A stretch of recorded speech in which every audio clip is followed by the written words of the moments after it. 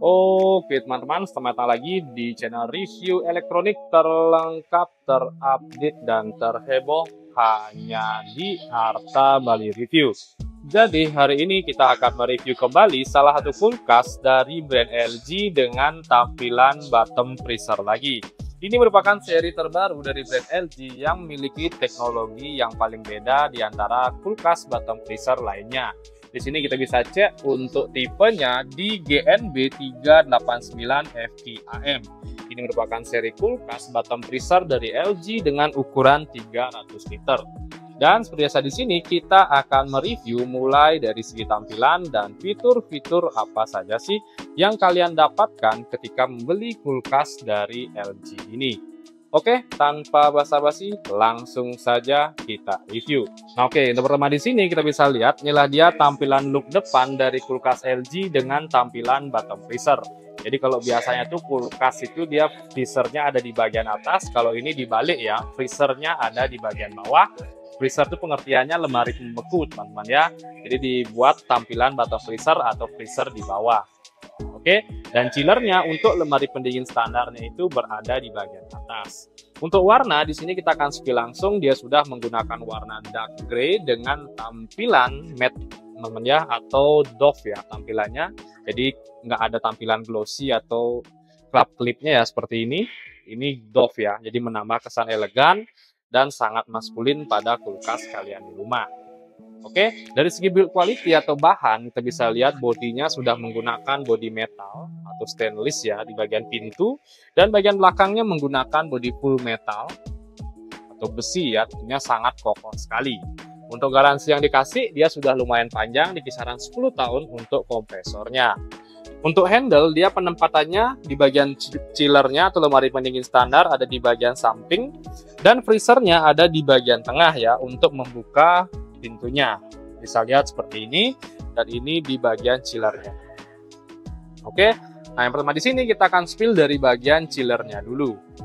Dari segi chiller kita bisa lihat tampilannya kurang lebih full seperti ini. Kita bisa lihat ya, space-nya lumayan lega dan lumayan besar. Dan untuk rak di bagian pintunya hanya terdapat 3 rak. Kita bisa lihat ada 1, 2, 3. Dengan bahan yang menurut saya sih lumayan kokoh, kemudian ciri khas dari brand LG.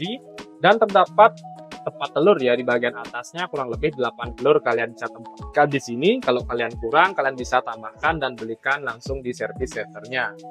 Nah, kalau untuk karet di sini dia sangat mudah ya untuk dibersihkan. Jadi karetnya bisa dilepaskan juga. Kalau ada debu-debu ringan, dia mungkin akan nyangkutnya di bagian sela-sela karetnya ini. Oke, dan selain itu di sini juga kita bisa lihat dari bagian tengah kulkasnya kurang lebih seperti ini. Dia dibuat dengan tampilan bahan stainless ya di cover belakang kulkasnya. Dia juga sudah menggunakan teknologi hygiene fresh, jadi sistem pendinginannya dijamin bersih dan sangat sehat.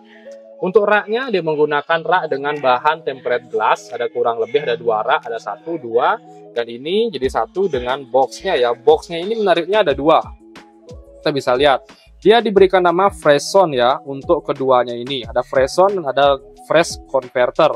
Nah, untuk Fresson ini kalian bisa tempatkan sayur-sayuran dan buah-buahan. Sedangkan untuk Fresh Converter kalian bisa tempatkan daging, ikan, dan sayur ya di sini di bagian boxnya ini. Bahannya sendiri sangat premium dan sangat kokoh. Ini menggunakan bahan plastik yang menurut saya sih jauh lebih tebal seperti plastik pada umumnya. Nah, di sini juga ada penampungan ya. Nah, ini mungkin kalian harus tahu, ini merupakan tangki penampungan untuk pembuatan es batu atau auto es makernya. Nanti es batunya itu akan langsung jatuh ke bagian freezer, teman-teman ya.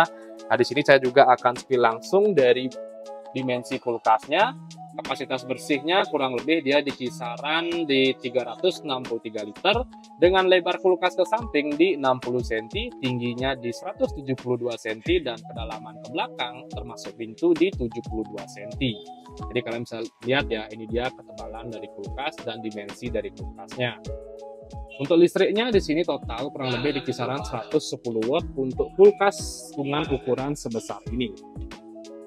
Oke, dan di bagian atasnya terdapat teknologi door cooling, teman-teman ya. Nah, kalau seperti seri-seri di bawahnya, door coolingnya itu berada di bagian samping. Nah, kalau ini dia berada di bagian atas ya, untuk teknologi door coolingnya. Undercooling ini fungsinya menyeimbangkan sistem pendinginan yang ada di kulkasnya sehingga dinginnya itu lebih merata. Oke, dan untuk harganya di sini bisa saya spill langsung, harganya kurang lebih di kisaran 9.199.000. Dan untuk kalian yang ingin membeli kulkas ini, nanti kalian bisa langsung saja datang ke toko kami yang ada di Bali ya, karena ada banyak diskon dengan nama toko Grand Buimas Bali. Dan untuk kalian yang mungkin nggak sempat ke toko, nanti kalian bisa langsung saja check out melalui link di bawah yang sudah saya cantumkan. Oke, jadi kurang lebih itu dia sih untuk review kita kali ini. Untuk kalian jangan lupa juga terus dukung channel saya dengan cara klik like, subscribe, dan di-share hanya di channel review terlengkap, terupdate, dan terheboh Harta Bali Review. Sekian dari video saya ucapkan terima kasih.